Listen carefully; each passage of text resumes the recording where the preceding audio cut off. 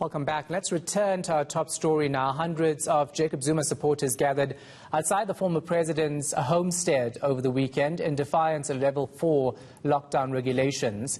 This is, of course, in solidarity with Zuma's legal troubles and support for him. At the same time, there were reports that some people were armed, which brings questions about policing in the area. The SAPS is under scrutiny and seen by some experts as being selective in enforcing the law. Let's bring in David Bruce, researcher specializing in policing and public security. Thanks for your time, David. We appreciate it. So I'm sure you witnessed what unfolded in Nkandla. It obviously flouted the lockdown regulations, and then there were weapons apparently being used or carried in the area. First, let's start with the lockdown regulations and how police failed to enforce them. Was that the right move?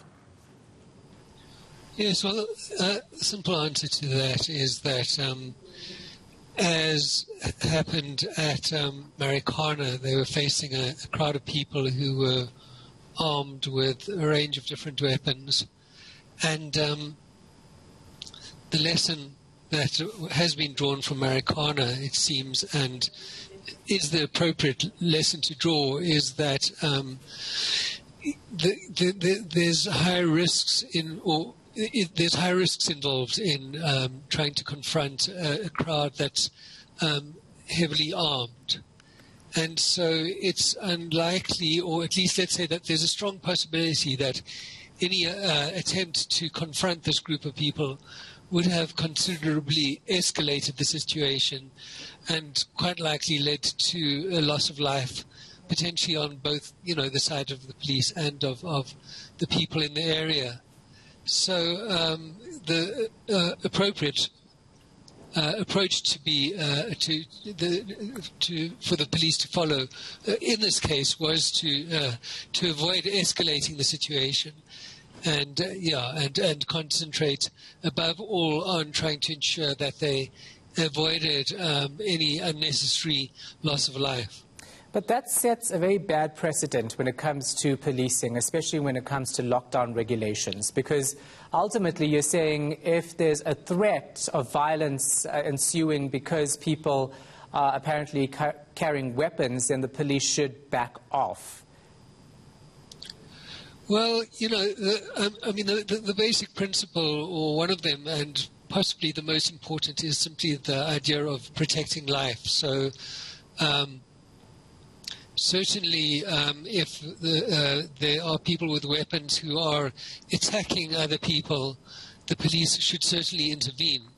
But if the people who are in possession of weapons are not involved in direct violence against anyone at this point, then the appropriate approach for the police to follow is to rather find other ways of resolving the situation, rather than taking a course of action which is likely to escalate tension and, as I've said, increase the possibility that life will be lost. David, we see police arresting students for protesting peacefully. We see police, pouncing on service delivery protests, some of which have pangas, etc. So it looked like a different approach and different rules for what we saw in Nkandla versus the rest of the country and how police handle these situations. Right, okay. Well, I appreciate the fact that there has been a lot that's been wrong with public order policing in South Africa. So yes, but I think the approach that's being taken here is not an example of what's wrong with public order policing. It's a type of more kind of mature, more kind of level-headed type of approach to dealing with the situation, which seems to be based on an appreciation of what should be the priorities, including avoiding unnecessary, above all, avoiding unnecessary loss of life. Some would argue that, people basically, and the Zuma supporters basically took over Nkandla. They disregarded the law. They didn't care about the law. And this is why police should have acted, because it was a smack in the face of our regulations that are put in place to save lives ultimately?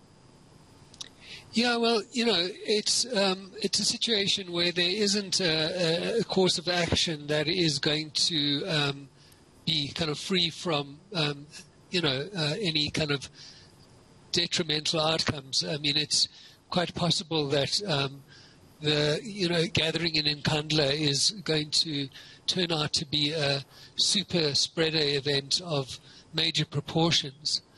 And so, there are potentially issues to do with the protection of life, which are raised by the gathering itself. But nevertheless, the immediate responsibility of the police is not to,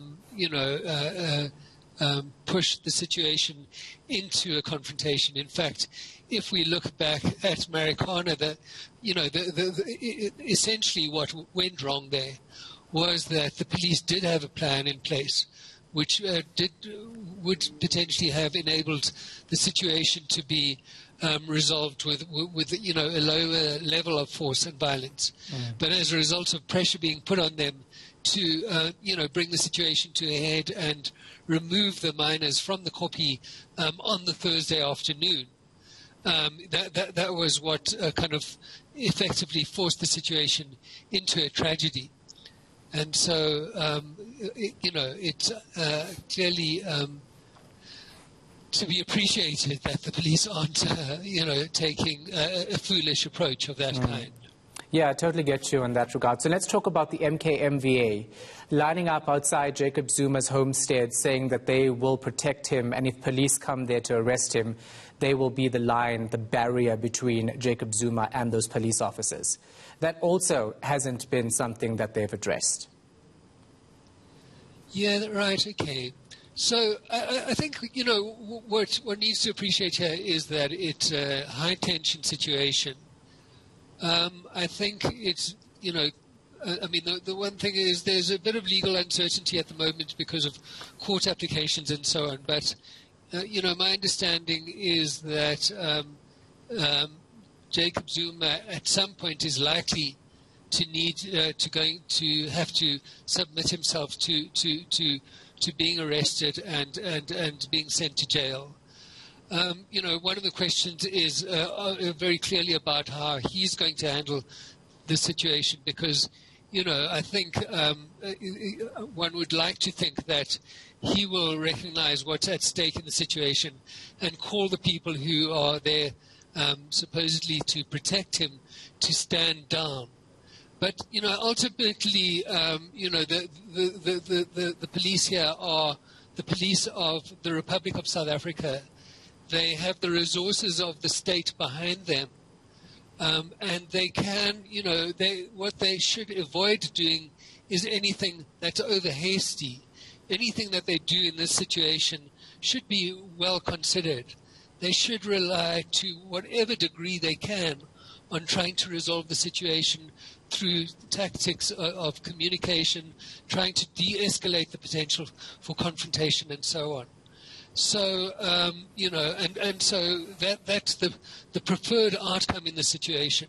But I don't think, that the end result of this is that the presence of people outside the Zuma homestead is going to be what prevents Jacob Zuma from going to jail if the courts, if that is the kind of the final judgment of the court that he should and needs to go to jail.